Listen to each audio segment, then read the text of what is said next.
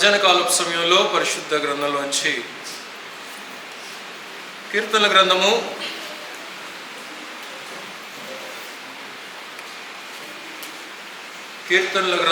32వ కీర్తన 5వ వచనాన్ని చదువుతున్నాను, దయచేసి గమనించండి. నా దోషమును కప్పుకొనక నీ ఎదుట నా పాపము ఒప్పుకొంటిని. యెహోవా సన్నిధిని నా అతిక్రమములను ఒప్పుకొందును అనుకొంటిని. నీవు నా పాప దోషమును పరిహరించి ఉన్నావు.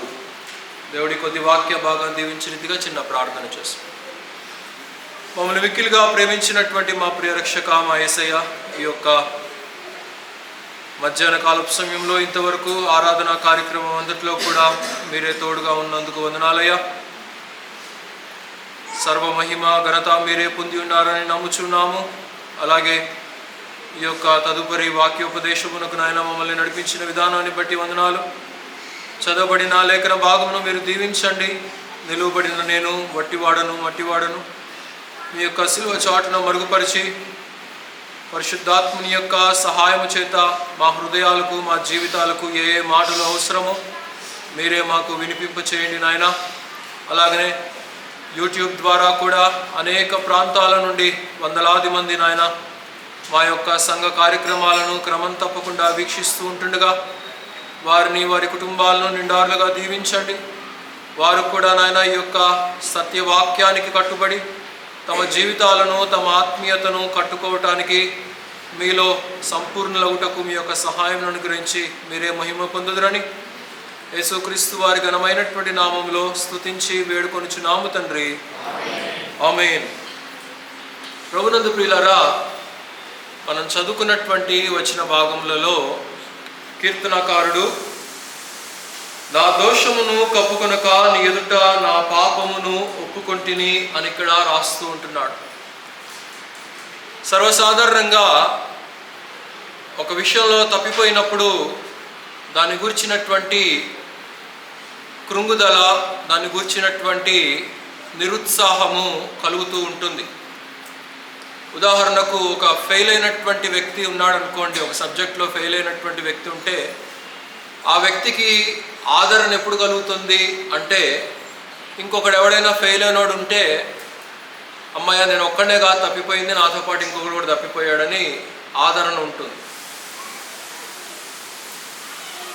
అలాగే ఆత్మీయ జీవితంలో కూడా పడిపోయినటువంటి స్థితి ఎలా ఉంటుందంటే, మనం ఒక్కలవైనా పడిపోయింది, ప్రక్కన ఉన్నటువంటి వారు కూడా తప్పిపోయారు కదా, మనం ఒక్కలవైనా పాపం చేసింది, ప్రక్కన ఉన్నటువంటి వారు కూడా పాపం చేశారు కదా, మనం ఒక్కలవైనా కూటాలకు వెళ్ళండి, ప్రక్కన ఉన్నటువంటి వారు కూడా కూటాలకు వెళ్ళట్లేదు కదా, ప్రక్కన ఉన్నటువంటి వాళ్ళు ఆరాధన చేయట్లేదు కదా, ప్రక్కన ఉన్నటువంటి వాళ్ళు స్తుతులు చెల్లించట్లేదు కదా.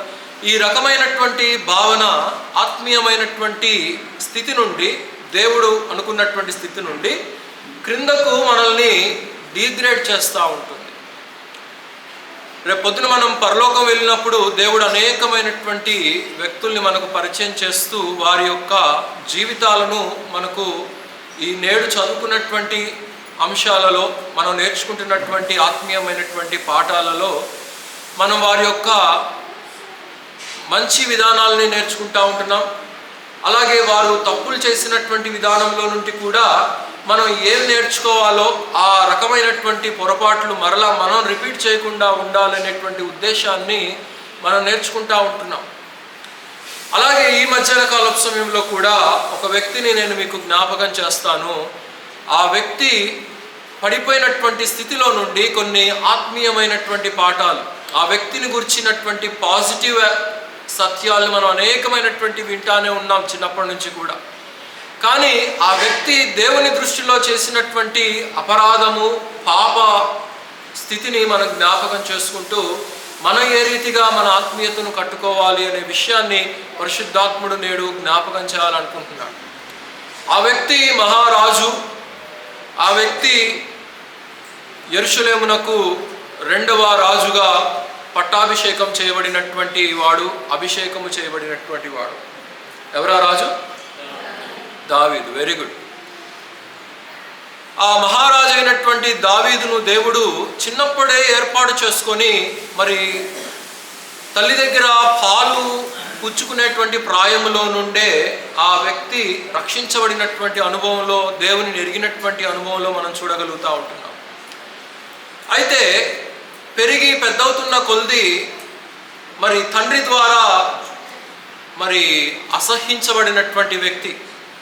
తండ్రి ఏమంతగా ప్రేమించినటువంటి వాడు కాడు. ముందున్నటువంటి అన్నలను ప్రేమించినటువంటి రీతిలో దావీదును ప్రేమించలేదు. ఆ విషయాలు నేను మీకు ఇదివరకు కూడా చెప్పాను. ఎందుకంటే తన పుట్టుకను గురించినటువంటి అనుమానము మరి యెషయికి ఉంది కాబట్టి మరి దావీదు అసలు నాకు పుట్టాడా ఇంకొకడు పుట్టాడా అనేటువంటి అనుమానం మధ్య మరి అతడిని కుమారుడిగా మరి అంగీకరించడానికి తన మనసులో ఎక్కడో ఒక లోపము దాగి ఉన్నది.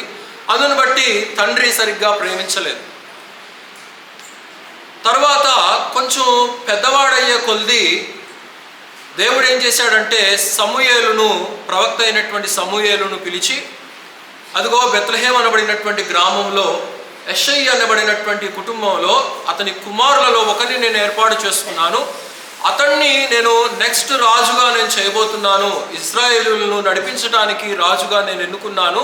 నీవు వాళ్ళ ఇంటికి వెళ్ళు అని చెప్పి ప్రవక్తకు చెప్తే, ఈ ప్రవక్త వెళ్ళి నీ కుమారులందరిని పిలిపించయ్యా అని చెప్పేసి తండ్రి అయినటువంటి యెషైతో చెప్పాడు. అయితే జెస్సీ ఏం చేశాడంటే అందరిని పిలిపించాడు. అందరిని పిలిపించి ఒకడి మీద చేసాడు, రెండో వాడి మీద చేసాడు. దేవుడు వీడు కాదు వీడు కాదు వీడు కాదు అంటా ఉన్నాడు. అలా 7 వరకు అలా ముందుకు వెళ్ళిపోయిన తర్వాత దేవుడేమో వీడు కాదు వీడు కాదు నేను ఏర్పాటు చేసుకుంది అని అంటా ఉన్నాడు. అయితే ఇంకెవరైనా ఉన్నారా నీ కుమారులు, దేవుడు వీళ్ళు కాదని చెప్తున్నాడంటే, ఉన్నాడులేండి ఒకడు, వాడు ఎక్కడో గొర్రెలు కాసుకుంటా ఉన్నాడు, పెద్ద యూజ్ ఏం లేదండి అని చెప్పాడు. లేదు నువ్వు పిలిపించు, దేవుడు పిలిపించమంటున్నాడు అని చెప్తే అతడి మీద చెయ్యి వేసినప్పుడు దేవుడు ఏం చెప్పాడు, ఇదిగో ఇతడిని నేను ఏర్పాటు చేసుకున్నాను, ఇతడిని నీవు అభిషేకించు అని చెప్పేసి మరి దేవుడు సమూయేలుతో చెప్పడం జరుగుతుంది. అందును బట్టి అన్నలు కూడా అతన్ని హేట్ చేయటం ప్రారంభించారు, అతన్ని గూర్చి మరి తిట్టుకోవటం ప్రారంభించారు. గమనించండి, తండ్రి ఇతన్ని విస్మరిస్తూ ఉంటున్నాడు, అన్నలు విస్మరిస్తూ ఉంటున్నారు. కొంచెం ఎదిగిన తర్వాత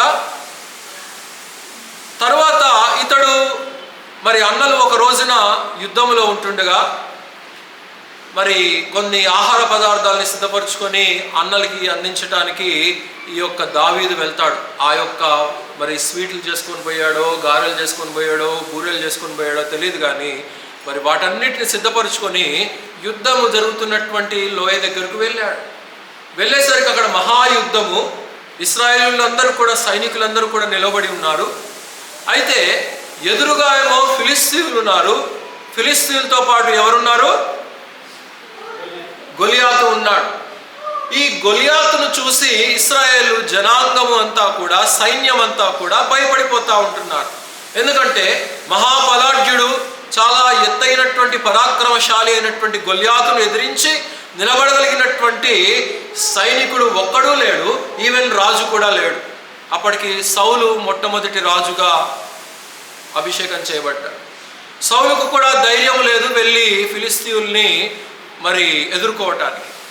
ఆ సమయంలో దావీదు అక్కడికి వెళ్ళినందువలన మరి దావీదు దేవుని ద్వారా బలపరచబడినటువంటి వాడే, సున్నతి లేనటువంటి ఈ యొక్క ఫిలిస్తీయుడు ఎంతటి వాడు అని చెప్పేసి మరి దావీదు అతడిని పోరాడి అతడిని విజయము ఉంది.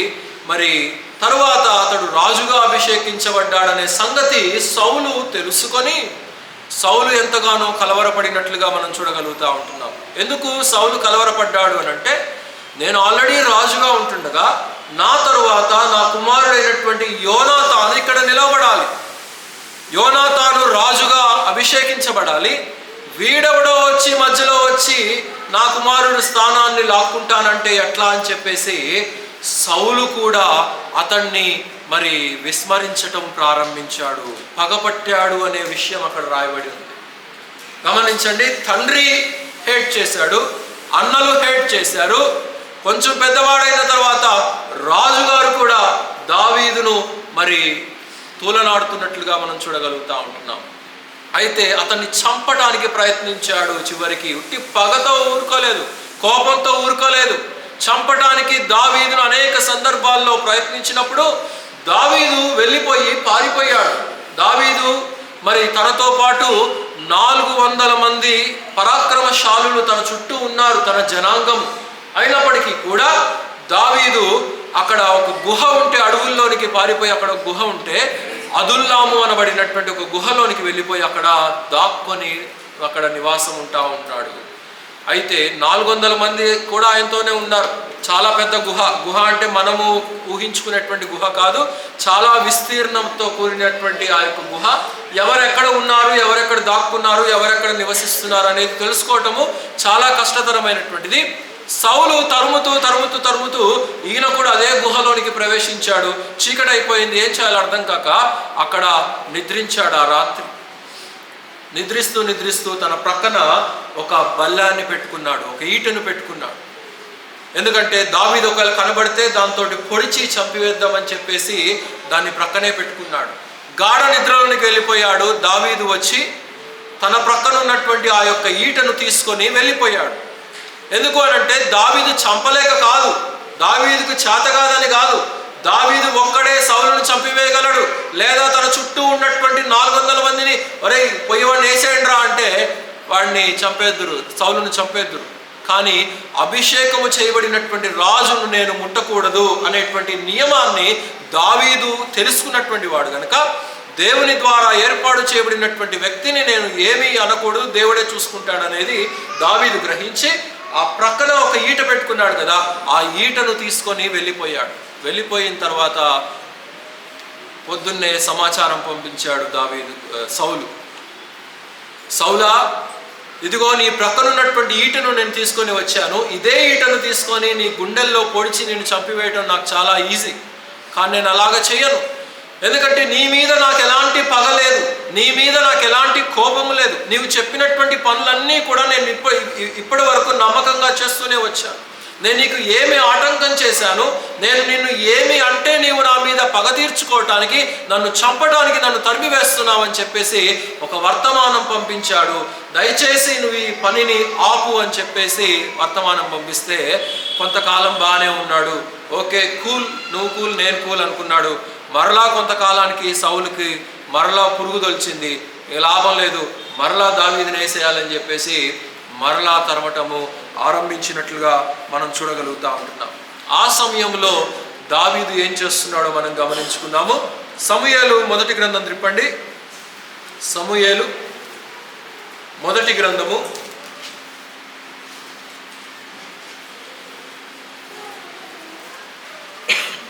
28వ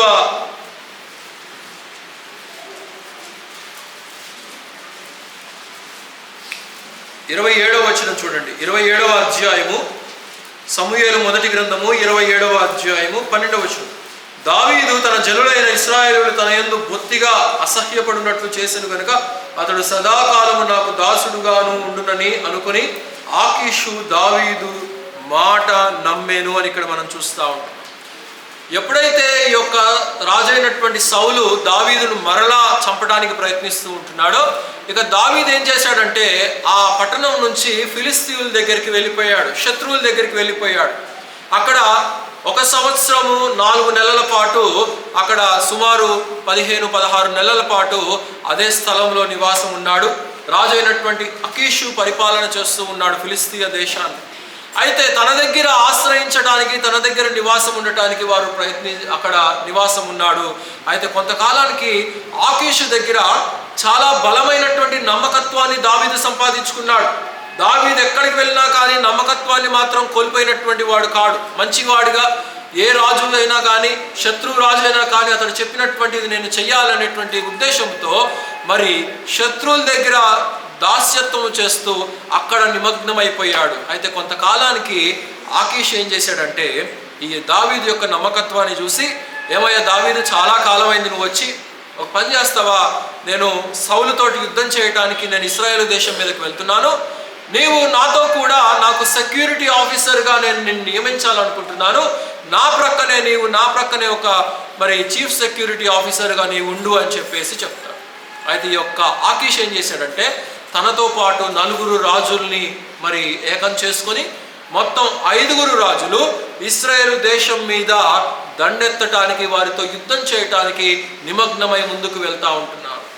అలాగ వీరు వెళ్తూ ఉంటే ఆ ప్రక్కన ఉన్నటువంటి 4 రాజులు ఏం చేశారంటే ఈ యొక్క ఆకీషుతో, సార్ మీ పక్కన ఉన్నటువంటి వ్యక్తి ఎవరండు అంటే, ఇతడు దావీదయ్యా, మన దగ్గరే ఉంటాడు, మనోడే, వీడు నమ్మకంగా ఉంటాడు అని చెప్పేసి అంటే, అవునా దావీదా, ఈయన పేరును మేము విన్నాము, గొలియాతును హతమార్చినటువంటి వాడు ఇతనే కదా, ఏమయ్యా నీకేమన్నా కొంచెమన్నా బుద్ధి ఉందా, ఈయన్ని ప్రక్కన పెట్టుకొని పోతున్నామా మనము?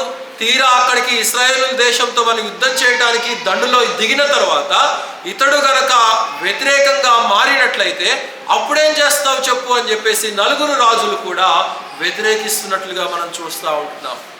ఆకీషేమో he showed favor towards David, and the remaining 4 kings thought he would become an adversary to the Philistine soldiers.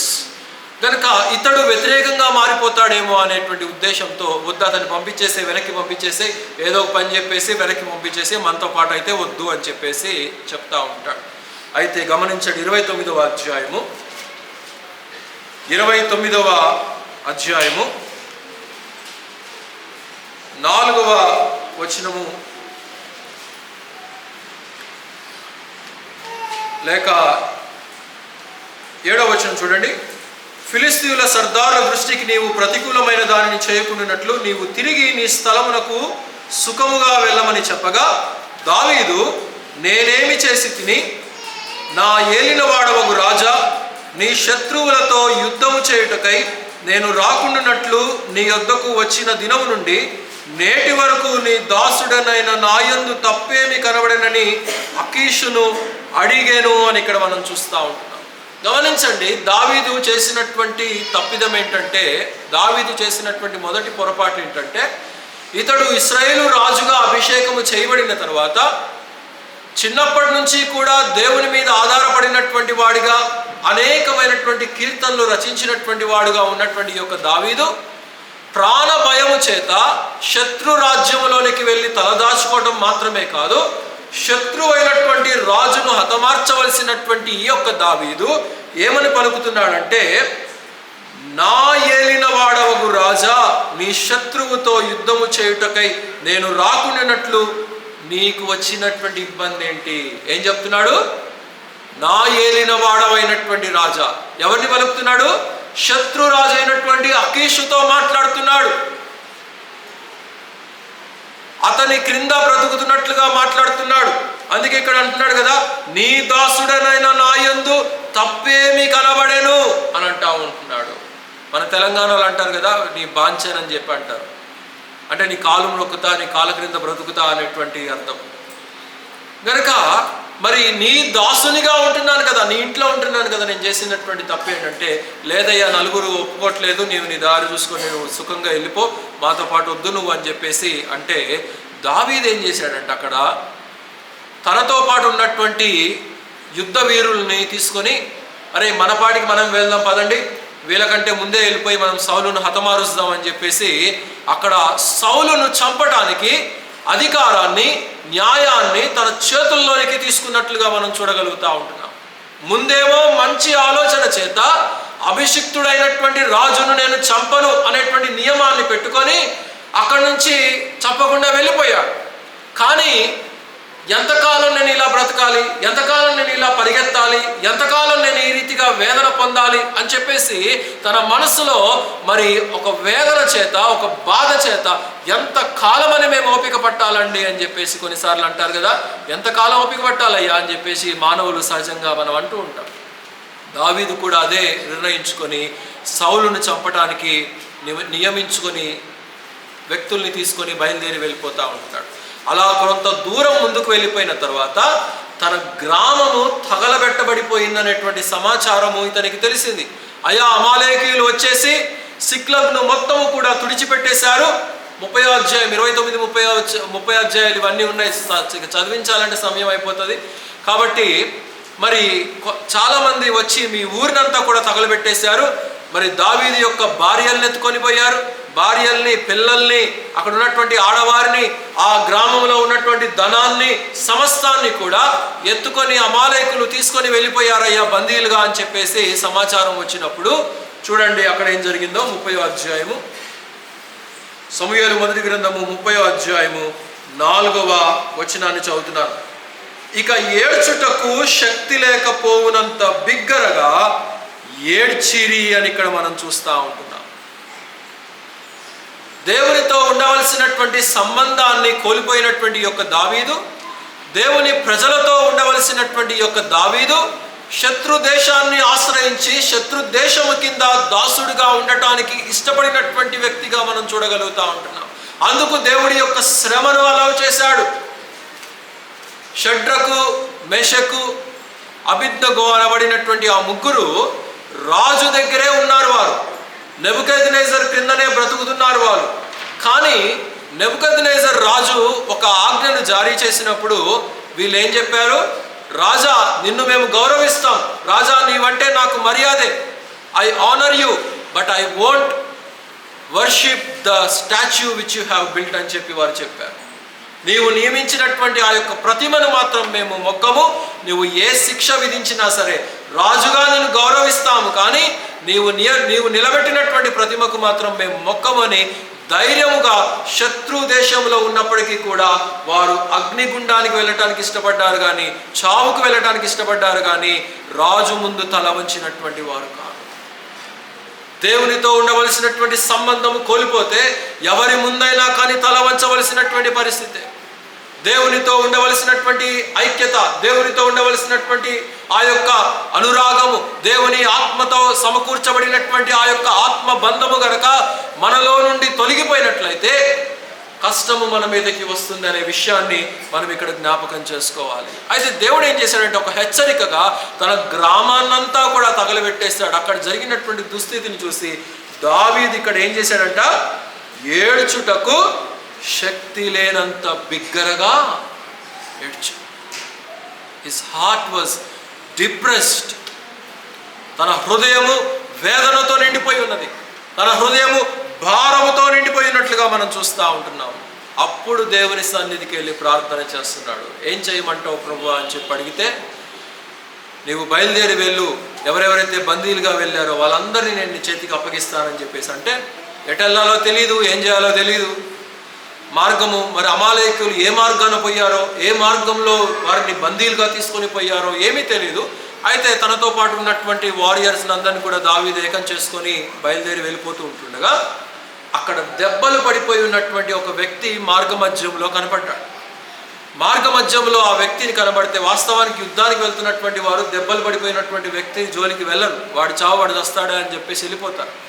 కానీ వాడిని పిలిచి ఆ కట్లు కట్టి దావీదు మరి వాడికి కావలసినటువంటి ఆహారాన్ని పానీయాన్ని ఇచ్చేసి మరి అన్ని చక్కగా చూసిన తర్వాత వాడిని ఎంక్వైరీ చేస్తే వాడు అమాలేకీయుడు అనే విషయం తెలిసింది.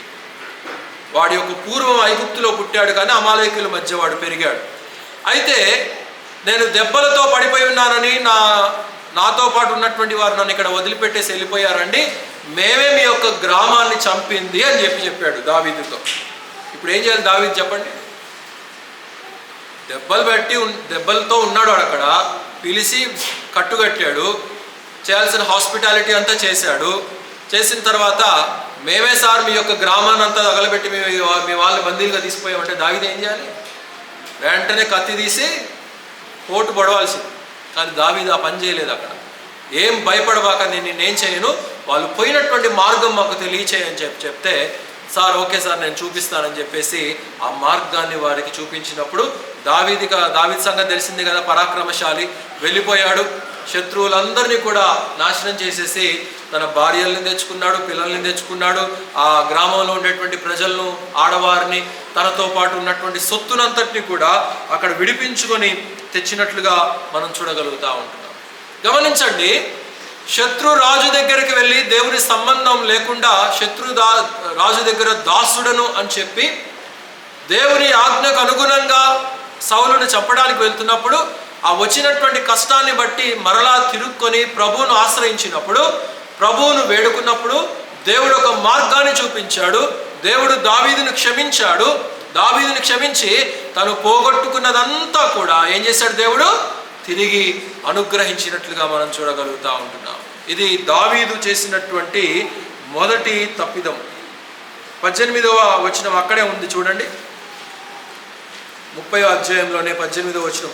ఈలాగున దావీదు అమాలేకీయులు దోచుకొని పోయిన దానినంతటినీ తిరిగి తెచ్చుకొనెను, మరియు అతడు తన 2 భార్యలను రక్షించుకొనెను అని ఇక్కడ మనం చూస్తూ ఉంటున్నాం. కాబట్టి దేవుడు ఎంత మేలు చేశాడో చూడండి. అవి దేవుడైనప్పటికీ కూడా, మాట వినకుండా ఉన్నప్పటికీ కూడా దావీదును దేవుడు ప్రేమించినటువంటి వాడు కనుక తన సొత్తంతా కూడా తిరిగి ఆయనకు అప్పగించినట్లుగా మనం చూడగలుగుతూ ఉంటున్నాం. రెండవ విషయానికి వస్తాను. రెండవ విషయము దినవృత్తాంతముల మొదటి గ్రంథము 13, 14, 15 అధ్యాయాలను కనుక మనం చూసినట్లయితే 13, 14, 15 చాప్టర్స్ ఫస్ట్ క్రానికల్స్లో మనం చూసినట్లయితే దావీదు ఇప్పుడు మహారాజుగా స్థిరపరచబడ్డాడు, మహారాజు అయిపోయాడు. యెరూషలేములో నివాసాన్ని ఏర్పాటు చేసుకున్నాడు, రాజ్యాన్ని ఏర్పాటు చేసుకున్నాడు. మరి అంతా చక్కగానే ఉంది. రాజుగా పట్టాభిషేకం చేయబడిన తర్వాత మరి దేవుడు ఎక్కడ ఉన్నాడు అని ఆలోచన చేయడం ప్రారంభించాడు. దేవుడు ఎక్కడ ఉన్నాడు అని అంటే, దేవుడు అన్ని చోట్ల ఉంటాడు కదండి, దేవుడు ఎక్కడైనా ఉంటాడు కదండి మనం అనొచ్చు. కానీ యూదుల పరిభాషలో దేవుడు ఎక్కడ ఉన్నాడు అని అంటే, దేవుడు నిబంధన మందసంలో ఉన్నాడు. ఆ నిబంధన మందసం అనేది తుమ్మకర్రతో చేయబడి, దాని మీద బంగారంతో అది పొదగబడి, మరి దాంట్లో ఒక 3 విలువైనటువంటి వస్తువులు అందులో అమర్చబడి ఉన్నాయి. చెప్తారా 3 వస్తువులు?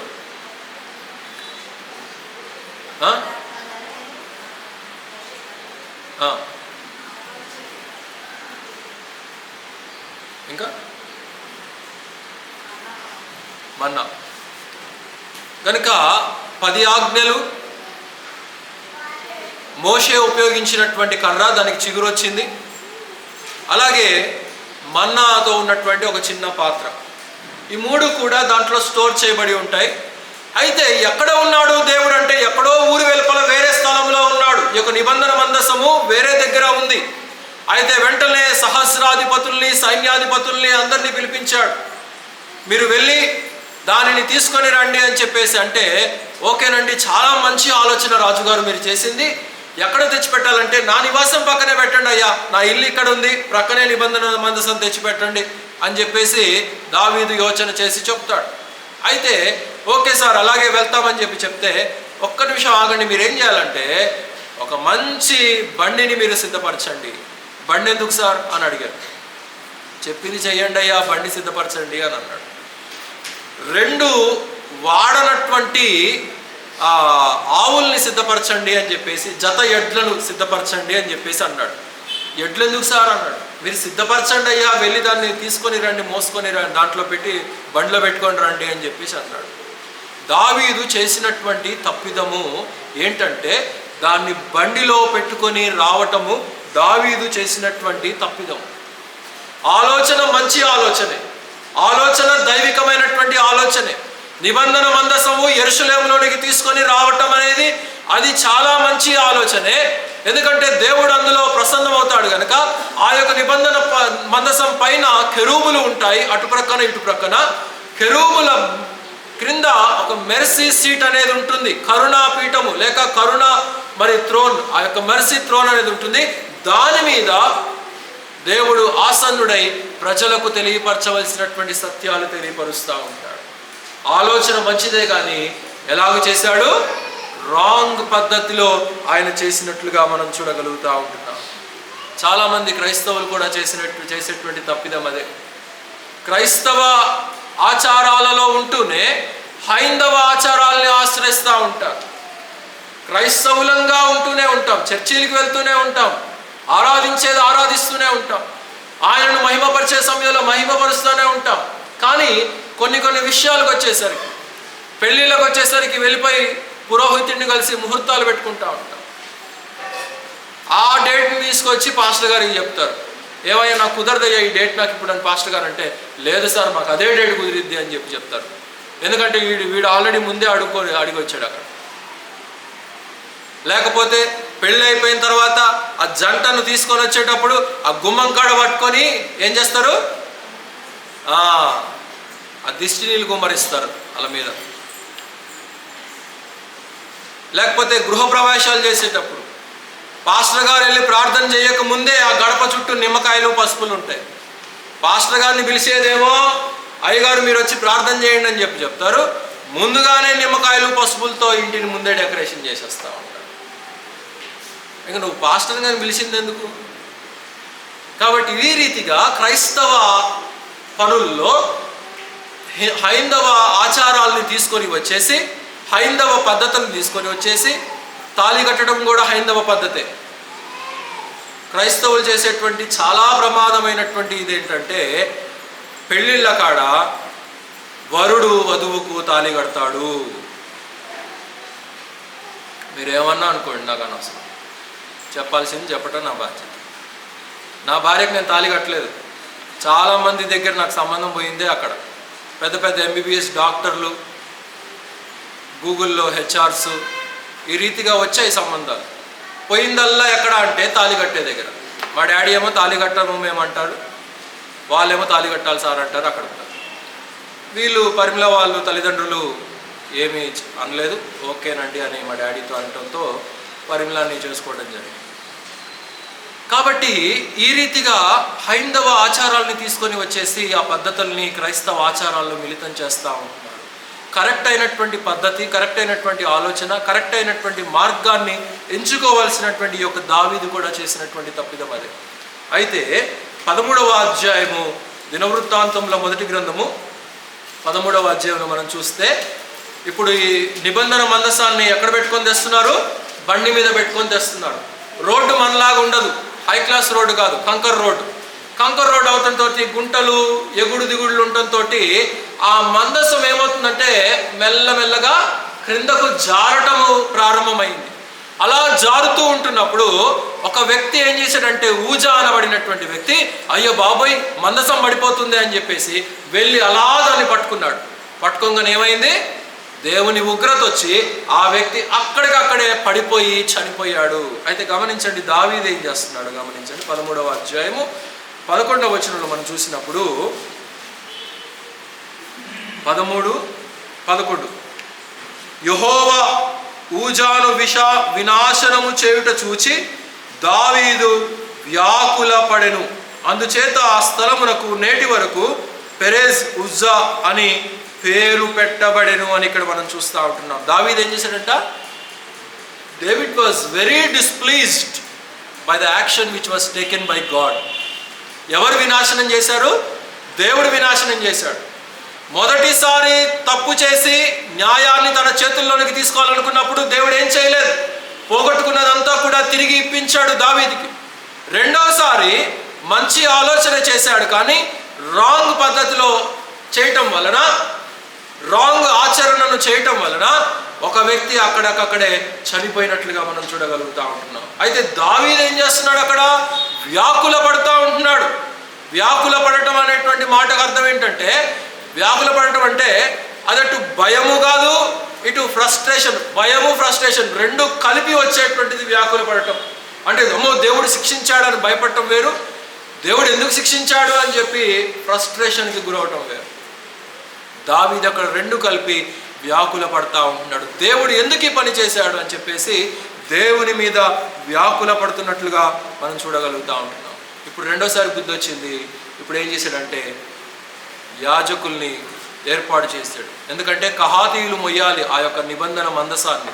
వారు మాత్రమే దేవుడు కహాతీయులకు మాత్రమే ఏర్పాటు చేశాడు. మీరు ఎక్కడికి వెళ్ళినా కానీ ఒకే ఒక సందర్భంలో ఫిలిస్తీన్లు మాత్రము నిబంధన మందసాన్ని తీసుకొని వెళ్తున్నప్పుడు వారు బండి మీద పెట్టుకొని పోయారు. ఓకే, దేవుడు అక్కడ పర్మిషన్ ఇచ్చాడు, ఎందుకంటే వారు అన్య జనాంగులు కాబట్టి. కానీ ఇక్కడ మాత్రము దేవుడు పర్మిషన్ ఇవ్వలేదు. తర్వాత రెండవసారి మరి దేవుడు వారిని ఏర్పాటు చేసి ఇప్పుడు మందసాన్ని యెరూషలేములోనికి తీసుకొని వచ్చారు. యెరూషలేములో ఆ మందసము ఏర్పాటు చేయబడినట్లుగా మనం చూడగలుగుతూ ఉంటున్నాం. చూడండి, దేవునితో సంబంధాన్ని కోల్పోవడం ద్వారా ఎంతగా దావీదు తన్ను తాను మరి దిగజారిపోతున్నాడో దేవుని దృష్టిలో అనే విషయాన్ని మనం ఇక్కడ గమనించాలి. దేవుని హృదయానుసారుడైనటువంటి మనుష్యుడిగా పిలువబడినటువంటి యొక్క దావీదు, దేవునికి ఇష్టడుగా తీర్చిదిద్దబడినటువంటి యొక్క దావీదు, ఇదిగో ఈ వ్యక్తినే నేను ఏర్పాటు చేసుకున్నాను, నీవు బయట ఉన్నటువంటి ఆకారాన్ని చూడవద్దు, అతని యొక్క మనసును నేను చూశాను అని పిలువబడినటువంటి ఈ యొక్క దావీదునే దేవుడు ఎంతగా మొత్తుతున్నాడో మనం ఇక్కడ గమనించవచ్చు ప్రియులారా. మూడవ విషయానికి కనుక మనం వెళ్ళినట్లయితే, మూడవ విషయము 2వ సమూయేలు గ్రంథము 11వ అధ్యాయము 12వ అధ్యాయాల్లో మనకక్కడ తెలియచేస్తూ ఉంటాడు. సమూయేలు 2వ గ్రంథము 11వ అధ్యాయంలో మనం చూసినప్పుడు 3వ సందర్భం ఏంటంటే, వసంతకాలంలో రాజులు యుద్ధంలో ఉండాలి. ఆ దేశం చుట్టూ కూడా ఉన్నటువంటి ప్రాకారాలని గమనించుకుంటూ అక్కడ కట్టుదిట్టమైనటువంటి ఏర్పాట్లన్నీ బలంగా ఉన్నాయా లేదా అని రాజు తనకు ఇవ్వబడినటువంటి బాధ్యతను నెరవేర్చవలసినటువంటి వాడుగా ఉంటున్నాడు. రాజుగా ఉన్నది అందుకే కదా. రాజుగా ఎందుకున్నాడు? దేశాన్ని సంరక్షించడానికి ఉన్నాడు. దేవుడు ఎందుకు ఇశ్రాయేలు మీద అధికారిగా నియమించాడు? వీరిని కాచి కాపాడమని చెప్పి నియమించాడు. అయితే దావీదు ఏం చేశాడంటే సైనికులందరినీ కూడా అక్కడ పంపించేశాడు. దావీదు మాత్రం ఇంట్లోనే ఉన్నాడు. సాయంకాలం అయింది, ఏం తోచలేదు ఇంట్లో ఏం చేయాలో. అలా మేడ మీదకి వెళ్ళాడు. మేడ మీదకి వెళ్ళి అలా పైన వాకింగ్ చేస్తూ ఉంటే అక్కడ అదే రాజ్యంలో తన ఇంటి చుట్టుపక్కలే ఉన్నటువంటి తన ప్యాలెస్కు చుట్టుపక్కలే ఒక స్త్రీ మరి స్నానం చేస్తూ ఉంది. అప్పట్లో మరి పాపం ఆమెకి బాగా ధనం లేదేమో, పైన రూఫ్ టాప్ ఏం వేసుకోలేదు, ఓపెన్గా స్నానం చేస్తూ ఉంది. ఒకసారి అలా ఎవరో స్నానం చేస్తున్నారని చూడటంలో తప్పులేదు. ఒకసారి చూసి అలా అమ్మో అని చెప్పి ప్రక్కకు వచ్చేస్తే తప్పులేదు. కానీ దావీదు చేసినటువంటి తప్పు ఏంటంటే అక్కడ ఒక స్త్రీ స్నానం చేస్తుందనే విషయం ఎరిగి అదే పనిగా చూడటం ప్రారంభించి ఆమె మీద మోహించాడు. రాజు కదా, అధికారం ఉన్నది కదా, అధికారం ఉన్నది కాబట్టి వెంటనే ఒక సైనికుడిని పిలిపించి, ఒరేయ్ అక్కడ పలానా ఆమె స్నానం చేస్తూ ఉంది, ఆమెను తీసుకొని రా నా దగ్గరికి అని చెప్పేసి చెప్పాడు. ఆమె ఎవరో కనుక్కొని తీసుకొని రా అని చెప్పంటే వాడు వెళ్ళాడు. ఆమె వచ్చింది, ఎందుకంటే రాజుగారి దగ్గర నుండి ఆజ్ఞ వచ్చింది కాబట్టి వెళ్ళాలి, ప్యాలెస్కి వెళ్ళాలి. వెళ్ళిపోయింది. 10 బెడ్రూమ్లోకి అన్నాడు. ఏం చెప్పలేదు, మాట ఎదిరించడానికి వీల్లేదు. ఎందుకంటే రాజుగారు చెప్పినటువంటి మాటకు కనుక ఎదిరించినట్లయితే చంపివేస్తాడేమో అనేటువంటి భయం. ఆమె తనకు తానుగా ఒప్పుకోలేదు, కానీ రాజు యొక్క బలవంతము చేత ఆమె ఆయనతో పాటు వెళ్ళిపోయింది. మరలా బయటకు వచ్చిన తర్వాత ఏం చెప్పాడంటే అక్కడ ఒక మాట విపులంగా రాయబడి ఉంది, గమనించండి. 11వ అధ్యాయంలో సమూయేలు 2వ గ్రంథము 11వ అధ్యాయము 4వ వచనంలో ఇక్కడ పరిశుద్ధాత్ముడు ఒక డీటెయిల్ను రాస్తూ ఉంటున్నాడు. ఏంటి అనంటే, దావీదు దూతల చేత ఆమెను పిలువనంపెను, ఆమె అతని యుద్ధకు రాగా అతడు ఆమెతో శయనించెను, కలిగిన అపవిత్రతను పోగొట్టుకొని ఆమె తన ఇంటికి మరలా వచ్చెను. కలిగిన అపవిత్రత ఎలా పోయింది? రాజు చేయాల్సిన పని చేశాడు. తర్వాత అమ్మ అక్కడే ప్రక్కనే వాష్రూమ్ ఉందమ్మా, క్లీన్ చేసుకొని నువ్వు ఇంటికి వెళ్ళిపో అని చెప్పేసి చెప్పాడు. అంటే దావీదు ఏమనుకున్నాడంటే ఆ మలినము వాటర్తో కడుక్కుంటే పోతుంది, నేను చేసినటువంటి పాపం ఇంతటితోటి పోతుంది అని చెప్పేసి దావీదు తన మనసులో అనుకున్నాడు. దావీదు చేసినటువంటి మహా అపరాధము.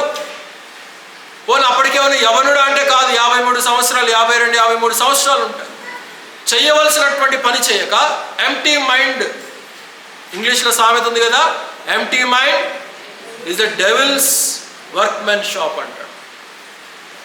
కనుక చేయవలసినటువంటి దేవుడు అప్పచెప్పినటువంటి పని చేయక, రెస్పాన్సిబిలిటీని చేయక, ఆ రెస్పాన్సిబిలిటీని ప్రక్కన పెట్టేసి ఊరికనే ఖాళీగా తిరుగుతూ ఉంటున్నప్పుడు సాతానుడు శోధించాడు, ఆ వలలో పడిపోయాడు. చేయకూడనటువంటి అపరాధము దేవుని దృష్టిలో, యెహోవా దృష్టిలో చేసినటువంటి వాడిగా మనం చూడగలుగుతా ఉంటాం. 3 నెలలు గడిచింది, మరలా వచ్చింది బెత్షెబ. ఏమమ్మా మరలా ఎందుకు వచ్చావు నువ్వు అన్నాడు. అయిపోయింది కదా, నీకు నాకు పని అయిపోయింది, మళ్ళీ ఎందుకు వచ్చావు, నేను రమ్మనలేదే అంటే, అయ్యా నేను గర్భవతిని అని చెప్పేశాను. నీ భర్త ఎక్కడ పోయాడు అని చెప్పేసి అడిగాడు దావీదు. ఎందుకు అడిగాడు దావీదు? ఆ భర్త మీద దోషేద్దాం, నేరం నా మీద ఉండదు కదా, వచ్చిన గర్భానికి నాకు సమస్య ఉండదు అని చెప్పేసి అనుకున్నాడు. అయ్యా నా భర్త అసలు ఇంటికే రాలేదు, 6 నెలలు అయిపోయింది అని చెప్పేసి చెప్పింది. ఓహో ఇట్లా ఉన్న పరిస్థితి అని వెంటనే ఒక సైనికుని పిలిచాడు. సైనికుని పిలిచి యుద్ధంలో ఉంటున్నటువంటి తన భర్త అయినటువంటి ఊరియాను పిలిపించు అని చెప్పాడు. వాడెళ్ళి ఊరియాను తీసుకొని వచ్చాడు. దావీదు సమక్షానికి తీసుకొని వస్తే, ఏమయ్యా ఎక్కడున్నావంటే, అయ్యగారు నా తోటి వారందరూ కూడా యుద్ధంలో ఉంటుండగా నేనేం చేస్తానండి, నేను కూడా వారితో పాటు యుద్ధం చేస్తా ఉన్నానంటే, సరేలే చేసినంత వరకు చాలు, కానీ నువ్వు వెళ్ళి నీ ఇంటికి వెళ్ళు, నీ భార్యతో పాటు ఉండు అని చెప్పేసి అంటాడు. ఇక నేను అక్కడ డెప్త్గా వెళ్ళట్లేదు, అర్థం చేసుకోండి. నీ భార్యతో పాటు ఉండు అని చెప్పేసి అంటే వాడంటాడు, లేదు సార్, నాకు అప్పచెప్పినటువంటి పనిని నేను చేస్తాను. నా తోటి స్నేహితులు, నాతో పాటు ఉన్నటువంటి సైనికులు, నా సైన్యాధిపతులందరూ కూడా అక్కడ యుద్ధం ఆడుతూ ఉంటే నేను ఇక్కడ వెళ్ళి నా పిల్లలతో పాటు ఉండడానికి నాకు ఇష్టం లేదండి అని చెప్పేసి రాజుగారితో చెప్తాడు. రాజుగారితో చెప్పినప్పుడు ఇంక ఏం చేయాలో అర్థం కాక దావీదు ఏం చేస్తాడు, అక్కడ మంచి భోజన పదార్థాలను ఏర్పాటు చేసి, మంచి పానీయాన్ని ఏర్పాటు చేసి అతడితో సిట్టింగ్ వేస్తాడు. మంచి తాగయ్యా, తిను, తాగు అని చెప్పేసి చెప్తాడు. వాడు మంచి పుచ్చుకున్న తర్వాత, ఇప్పుడైనా వెళ్ళు, నీ భార్య దగ్గరికి వెళ్ళని చెప్తే వాడు మరలా ఏం చెప్తాడు, తాగిన మైకంలో కూడా వాడు ఏం చెప్తాడంటే, లేదు సార్ అని చెప్తాడు. లేదు, నేను వెళ్తే యుద్ధానికి వెళ్తాను అని ఆ రాత్రి వెళ్ళలేదు. అక్కడే రాజుగారి ప్యాలెస్లోనే పనోళ్ళు, అక్కడ తోటి పనివారు ఎవరో ఉంటే ఆ సైనికులతో పాటు అక్కడే నిద్రించాడు. తన భార్య దగ్గరికి వెళ్ళలేదు. చూడండి, గమనించండి, భార్యతో పాటు ఉండవలసినటువంటి భర్త ఏమో అప్పగించబడినటువంటి నియమాన్ని బట్టి, అప్పగించబడినటువంటి బాధ్యతను బట్టి తన భార్య దగ్గరికి వెళ్ళలేదు.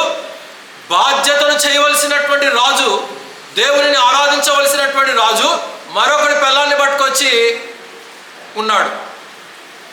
కాబట్టి ఈ రీతిగా దావీదు అక్రమము చేసినటువంటి వాడిగా, దేవుని దృష్టిలో దోషిగా ఉన్నట్లుగా మనం చూడగలుగుతూ ఉంటున్నాం. అయితే ఇంకా ఏం చేయాలో అర్థం కాక, ఇంకా వీడితో ఇట్లా లాభం లేదు అని సైన్యాధిపతిని పిలిపించి, ఒరేయ్ వీడిని ఊరియాను మొదటి లైన్లో నిలబెట్టండి, ఆ బాణం వచ్చి వీడికి తాకి చనిపోయేలాగా చేయండి అని చెప్పేసి బెత్షెబా యొక్క భర్తను చంపించి వేశాడు. ఎందుకంటే అతడు బ్రతికి ఉంటే ఆ బిడ్డ యొక్క నేరము తన మీదకు వస్తుందనేటువంటి భ్రమ చేత, అతడిని భయము చేత అతడిని చంపి వేసినట్లుగా మనం చూడగలుగుతూ ఉంటున్నాం. దేవుడు ఊరుకుంటాడా? ఎవరు గమనిస్తున్నారు? ఇదంతా దేవుడు గమనిస్తూ ఉంటున్నాడు. దావీదు అనుకున్నాడు, ఎవరు చూడలేదు, మేము చేయాల్సిన పాపం మేము రూమ్లో చేసాం, అయిపోయింది, వాష్రూమ్లో కడుక్కుంటే పోయింది అని చెప్పేసి అనుకున్నాడు. కానీ పోలేదు. ప్రవక్త అయినటువంటి నాతానును దేవుడు పంపించాడు. అయ్యా, నీ డిస్ప్లే అంతా కనపడింది నాకు, దేవుడు చెప్పమన్నటువంటి విషయాన్ని నేను చెప్పడానికి వచ్చాను, నీవు చేసినటువంటి పాపము ఘోరమైనటువంటి పాపము. ఆ నేపథ్యంలోనే నాతాను వచ్చి దావీదును గద్దించిన తర్వాత, మనం ఎప్పుడు చదువుకుంటాం కదా, కీర్తనల గ్రంథము 51వ కీర్తన, ఆ నేపథ్యంలోనే రాయబడినటువంటి ఆ యొక్క కీర్తన, నా పాపము ఎల్లప్పుడూ కూడా నా కనుల ఎదుటే ఉన్నది అని చెప్పి దావీదు పలుకుతూ ఉంటాడు. హిమము కంటేను తెల్లగా నన్ను చెయ్యి, మంచు కంటేను తెల్లగా నన్ను చెయ్యి, నన్ను శుద్ధీకరించు అని చెప్పేసి దేవుని సన్నిధిలో ప్రాధేయపడినటువంటి వాడిగా మనం అక్కడ చూడగలుగుతాం. అయితే నెలలు నిండాయి, బెత్షెబా బిడ్డను కనింది. అయితే దేవుడు ఏం చేశాడంటే, ఆ బిడ్డను జబ్బుతోడు పుట్టించడం వలన ఆ బిడ్డను బట్టి దావీదు దేవుని సముఖంలోకి వెళ్ళి ప్రార్థన చేస్తాడు, విలపిస్తాడు ఆ బిడ్డకు వచ్చినటువంటి మరణకరమైనటువంటి రోగాన్ని బట్టి. కానీ దేవుడు ఎంత మాత్రము కూడా ఆ ప్రార్థనను అంగీకరించలేదు. ఆ బిడ్డ చనిపోయాడు. బిడ్డ చనిపోయాడనే విషయం తెలిసే అంతవరకు కూడా ఏడుస్తూనే ఉన్నాడు. కానీ బిడ్డ చనిపోయిన తర్వాత పనివారిని పిలిచి, ఒరే మీరందరూ భోజన ఏర్పాట్లు చేయండి, నాకు మంచి బిర్యానీ సిద్ధం చేయండి, మంచి పానీయాలు సిద్ధపరచండి, స్నానానికి వేడి నీళ్ళు పెట్టండి అని చెప్తా ఉన్నారు. సైనికులేమో విస్తుపోతూ ఉంటున్నారు. ఎందుకు? బిడ్డ బ్రతికి ఉండి చావు బ్రతుకుల మధ్య ఉన్నప్పుడేమో ఇతడు అంగలారుస్తూ ఉన్నాడు, రోధిస్తూ ఉన్నాడు.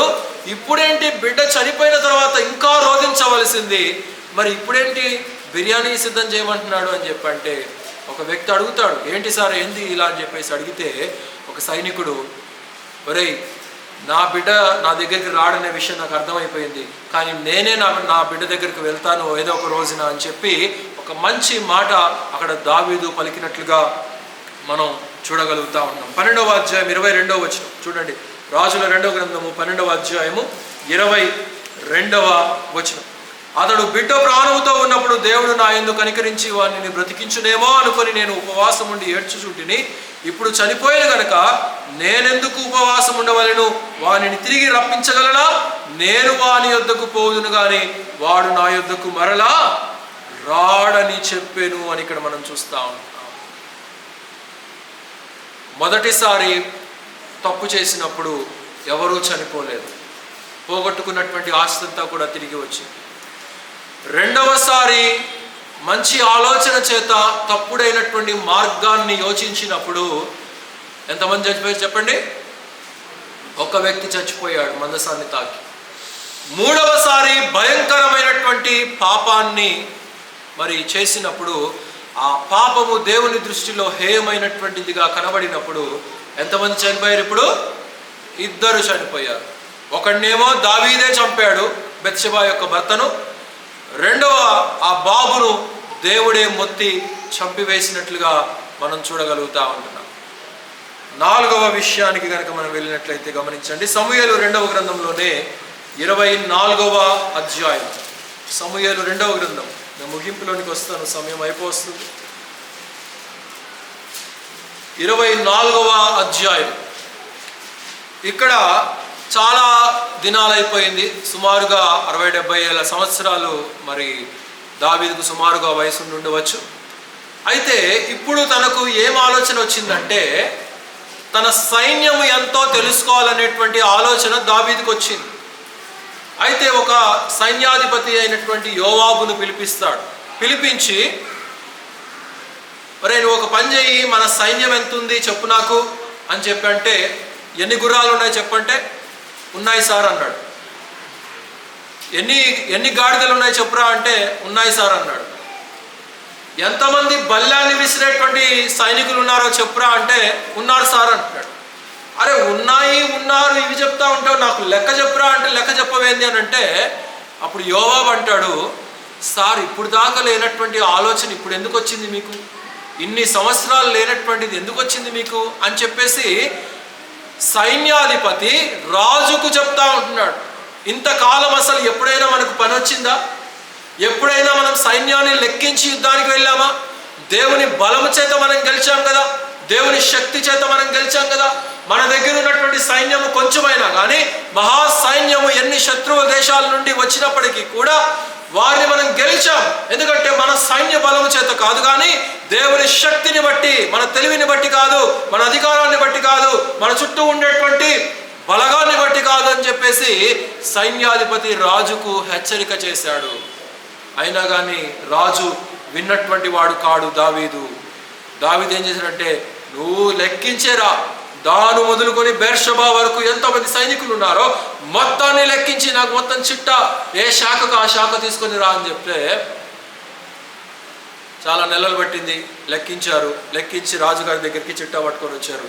చిట్టా పట్టుకొని చూస్తూ ఉంటే రాజు దావీదు తన మనసులో అహము నిండిపోయింది, గర్వించాడు. ఆ లెక్కలన్నీ చూస్తున్నప్పుడు, అరే ఇంతమంది, ఇన్ని గుర్రాలు ఉన్నాయా, ఇన్ని గాడిదలు ఉన్నాయా, ఇన్ని ఏనుగులు ఉన్నాయా, ఇంత శక్తి ఉన్నదా మన రాజ్యానికి అని చెప్పేసి దావీదు హీ ఫెల్ట్ వెరీ ప్రౌడ్. గమనించండి, 3వసారి పాపం చేసినప్పుడు, బెత్షెబాతో పాపం చేసినప్పుడు నేను పాపము చేశాను దేవుని దృష్టిలో అన్నాడు. కానీ ఇప్పుడు 4వసారి పాపం చేసినప్పుడు నేను మహాపాపము చేసి ఉన్నాను దేవుని దృష్టిలో అని చెప్పి మాట్లాడుతున్నాడు. గమనించండి, 24వ అధ్యాయంలోనే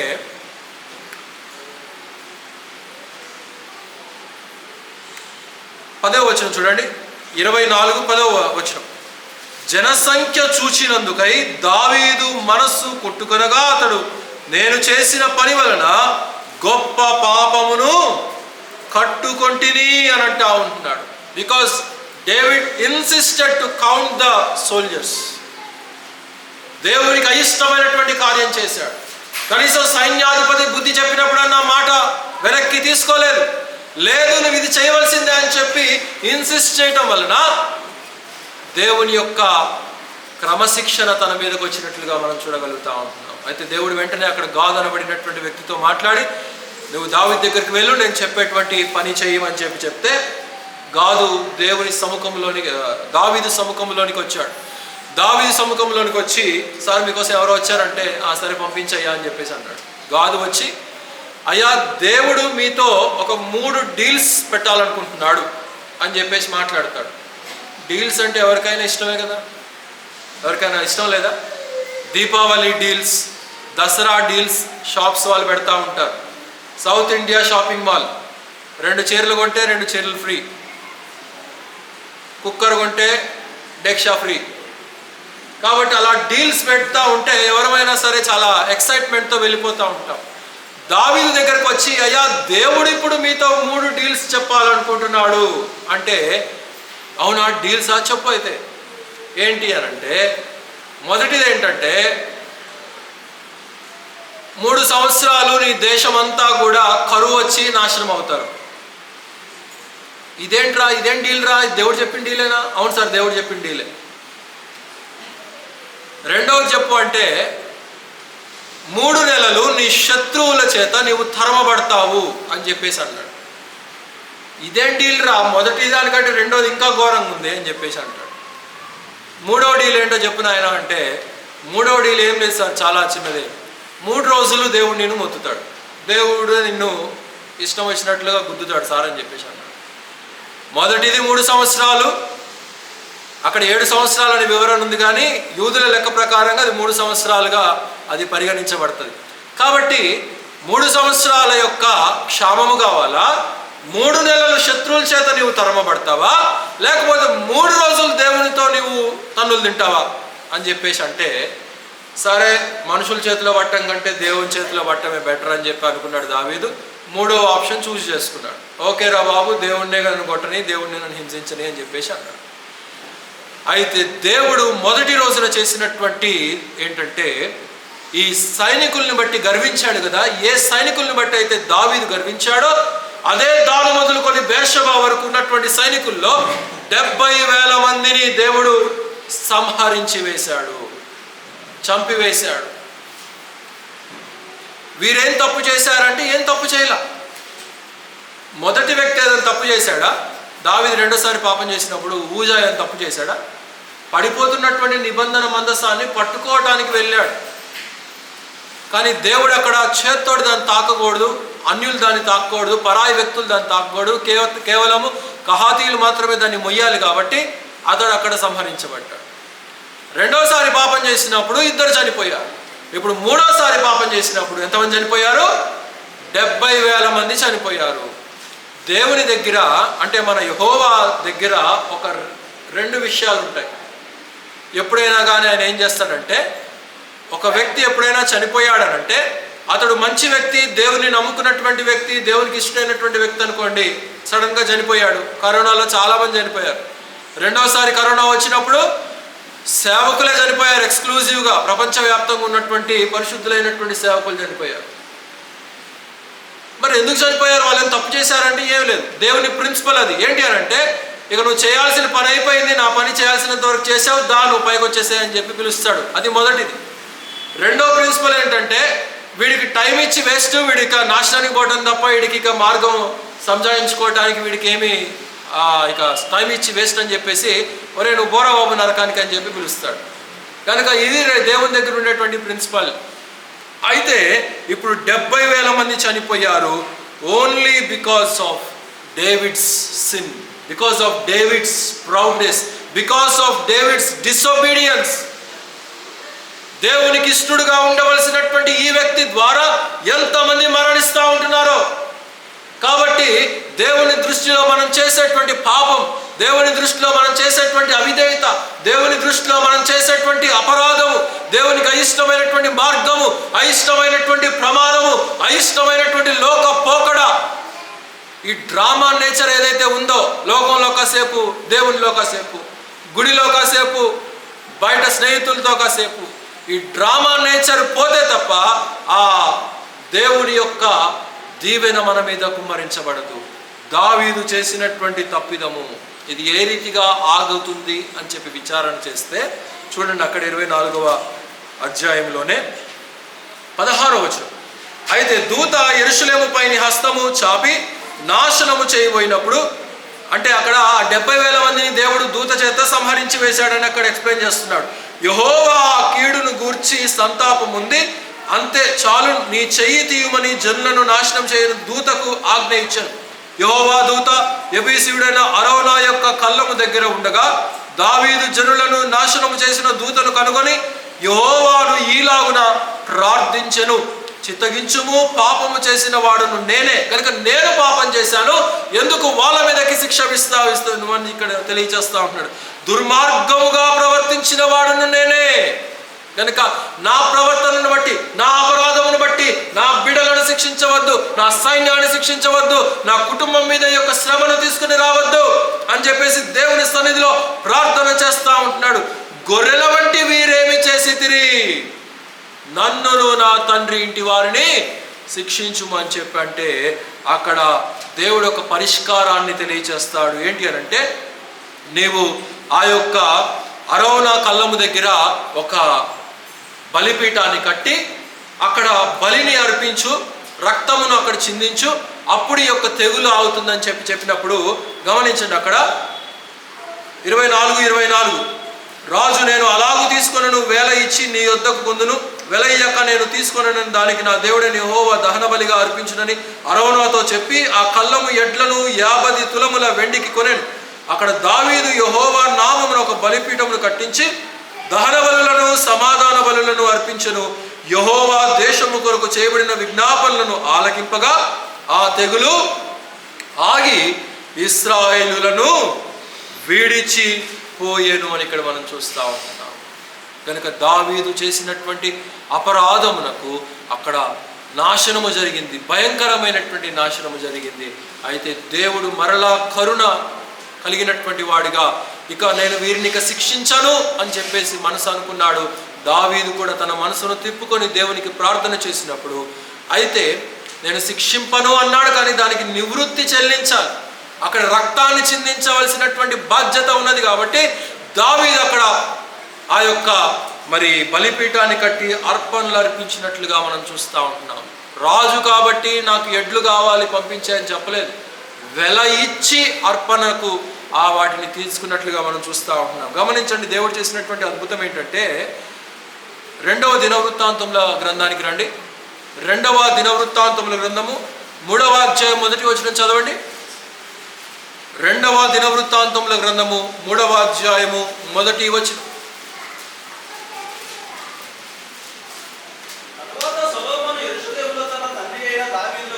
తన తండ్రి అయిన దావీదునకు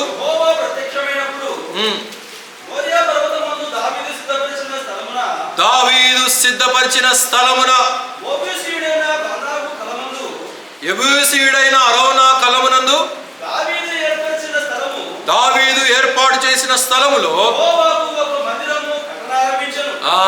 ఇప్పుడు ఏ స్థలములో అయితే తెగులు ఆగిపోయిందో, ఏ స్థలం అయితే దావీదు బలిపీఠం కట్టి అర్పణలు అర్పించాడో, ఏ స్థలం అయితే దావీదు దేవుని యొక్క కరుణను పొందుకున్నాడో, అదే తర్వాత ఫ్యూచర్లో దేవుడు ఏం చేశాడు, తన కుమారుడైనటువంటి, అంటే బెత్షెబాకు దావీదుకు పుట్టినటువంటి మొదటి కుమారుడు చనిపోయాడు చిన్నప్పుడే, బాలప్రాయం ఉన్నప్పుడే పుట్టగానే. కానీ 2వ వ్యక్తి తర్వాత పుట్టినటువంటి వాడు సొలొమోను రాజును దేవుడు అభిషేకించాడు. దావీదు తరువాత తన సింహాసనాన్ని అధిష్ఠించడానికి సొలొమోనును పట్టాభిషేకం చేసినట్లుగా మనం చూడగలుగుతా ఉంటున్నాం. కనుక దేవుడు ఆ యొక్క అంగలార్పును నాట్యముగా మార్చివేసినట్లుగా మనం చూస్తూ ఉంటున్నాం. ఏ స్థలములో అయితే శాపము ఆగిందో, ఏ స్థలములో అయితే బలిపీఠము కట్టబడి దేవుని ప్రసన్నత పొందపరచబడిందో, అదే స్థలములో దేవుడు సొలొమోను కట్టించినటువంటి అపురూప దేవాలయమును అక్కడ నిర్మించినట్లుగా మనం చూడగలుగుతా ఉంటున్నాం. మొట్టమొదటి దేవాలయము ఆ స్థలంలో నిర్మించబడింది. కనుక ప్రభునందు ప్రియులారా, దావీదు 4 సార్లు దేవుని దృష్టిలో పడిపోయాడు.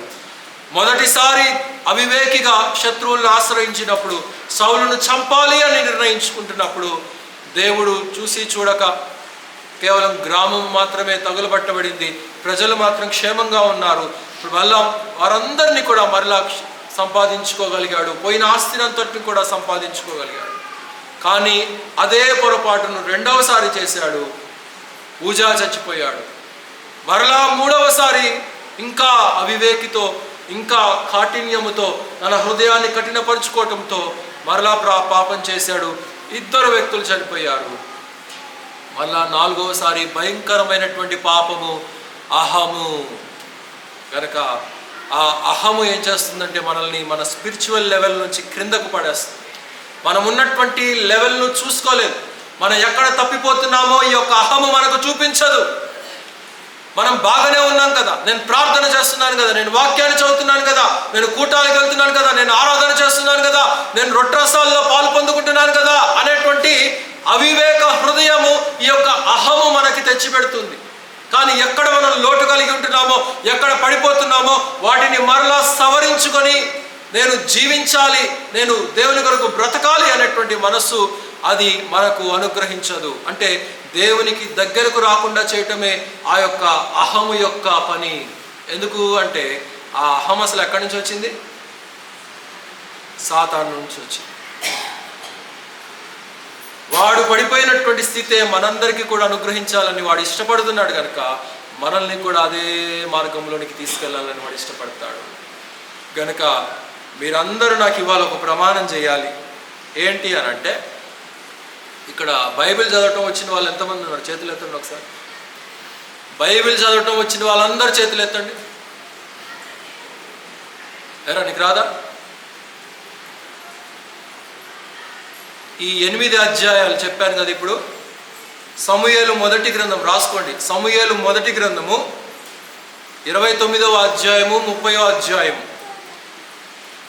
దినవృత్తాంతంలో మొదటి గ్రంథము 13వ అధ్యాయము 14వ అధ్యాయము 15వ అధ్యాయము. సమూయేలు 2వ గ్రంథము 11వ అధ్యాయము 12వ అధ్యాయము. సమూయేలు 2వ గ్రంథము 24వ అధ్యాయము. ఈ 8 అధ్యాయాలలో దావీదు, ఇప్పుడు నేను మీకు చెప్పినటువంటి విషయాలన్నీ కూడా అక్కడ ఉన్నాయి. ఇప్పుడు ఆల్రెడీ మీకు చెప్పేశాను. ఇప్పుడు ఎత్తండి ఒకసారి మరలా చేతులు.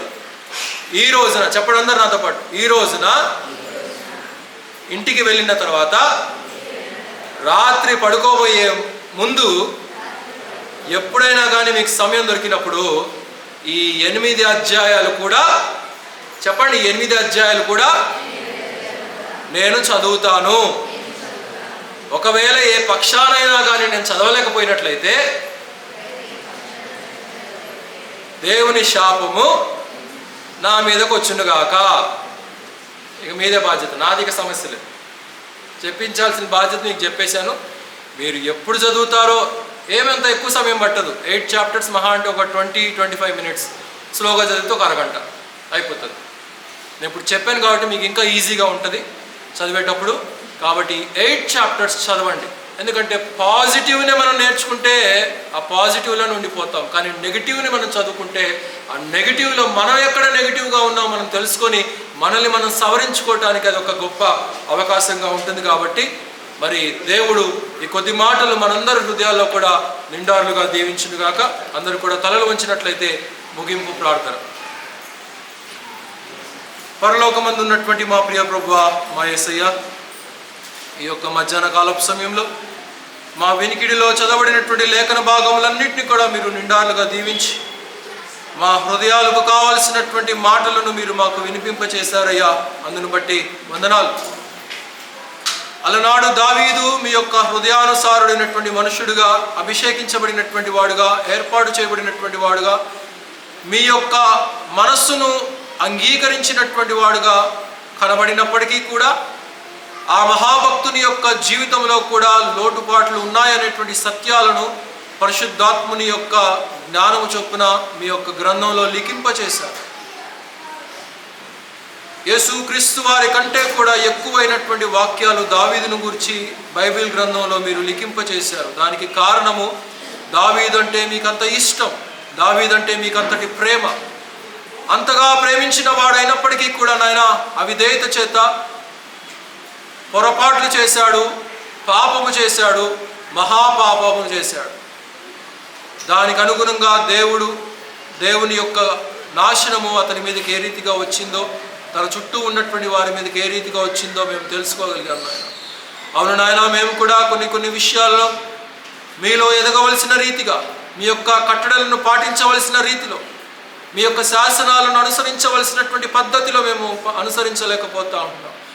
లౌకికత్వము, మత ఆచారాలు, అన్య సాంప్రదాయాలను మేము తీసుకుని వచ్చి మీ వాక్యానికి అనుగుణం చేసి మేము నడుచుకోవటం వలన అవి మా జీవితాలకు శాపముగా, మా గృహాల మీద వినాశనముగా ఉండటానికి అవి అవకాశముగా ఉన్నది. అయితే మమ్మల్ని మేము సవరించుకొని మీ కొరకు అప్పగించుకున్నట్లయితే, దావీదు ఏ రీతిగా బలిపీఠము కట్టి రక్తమును ప్రోక్షించాడో మేము కూడా మా యొక్క హృదయం అనబడినటువంటి బలిపీఠములో ప్రభువా క్షమించమని చెప్పి మేము పలికినప్పుడు, మీ ప్రశస్తమైనటువంటి రక్త ప్రభావం చేత మేము శుద్ధీకరించబడినప్పుడు మీరు మమ్మల్ని క్షమిస్తారు, ఆదరిస్తారు, ప్రేమిస్తారు.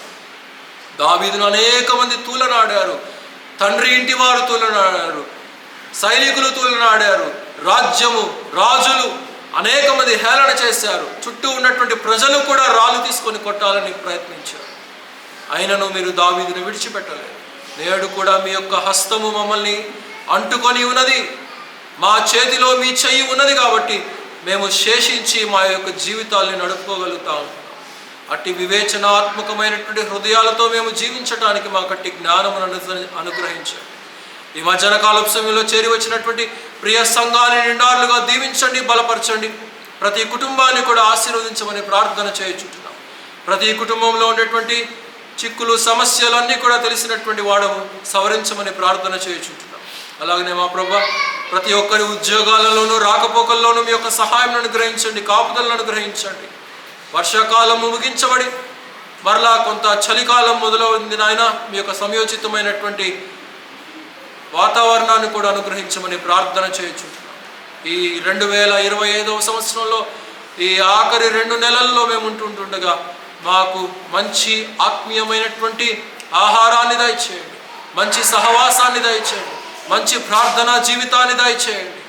మరి ఒక సంవత్సరము కొరకు మేము సిద్ధపాటు కలిగేటువంటి హృదయాలతో, లేక ఒకవేళ ఈ మధ్యలోనే మీ యొక్క రాకడ కనుక సంభవించినట్లయితే సకల పరిశుద్ధులందరితో పాటు మేము కూడా మీతో పాటు మిమ్మల్ని కలుసుకొని మీతో ఆనందించేటువంటి జ్ఞానాన్ని మాకు అనుగ్రహించి మీరే మహిమ పొందండి ఆయన. రాలేకపోయినటువంటి బిడ్డల్ని కూడా మీరు క్షమించండి. ఈ వారంలో ప్రకటించబడినటువంటి సంఘ కార్యక్రమాలన్నీ కూడా చక్కగా సజావుగా మీ నామానికి మహిమకరంగా జరగలుగుటకు మీ యొక్క సహాయం అనుగ్రహించండి. అలాగే విదేశాల్లో చదువుల కొరకు, ఉద్యోగాల కొరకు ఉంటున్నటువంటి బిడ్డల్ని, మా యొక్క సంఘ బిడ్డల్ని నాయన మీరు కనికరించండి. వారి చుట్టూ మీ యొక్క కాపుదలను, ఆరోగ్యాన్ని దయచేయమని ప్రార్థన చేయుచుంటున్నాం. తిరిగి ప్రియ బిడ్డలందరూ వారి వారి గృహాలకు వెలుచుంటుండగా మీ యొక్క దీవెన ఆశీస్సులతో నింపండి. మీ యొక్క క్షేమంతో మమ్మల్ని ఆదరించి ముందుకు నడిపించుదురని యేసుక్రీస్తు వారి ఘనమైనటువంటి నామములో స్తుతించి ప్రార్థించి అడిగి వేడుకొనుచున్నాము తండ్రి, ఆమేన్. మన తండ్రి అయినటువంటి దేవుని యొక్క ప్రేమయు, మన ప్రభువును మన రక్షకుడైనటువంటి యేసుక్రీస్తు వారి యొక్క కృపయు, పరిశుద్ధాత్మని యొక్క అన్యోన్య సహవాసము సన్నిధి సర్వలోకంలో ఉన్నటువంటి పరిశుద్ధులందరితో పాటు మనకును సదాకాలం తోడే నడిపించునుగాక. ఆమేన్. అందరికీ వందనాలండి. సెలవు తీసుకుంటాం.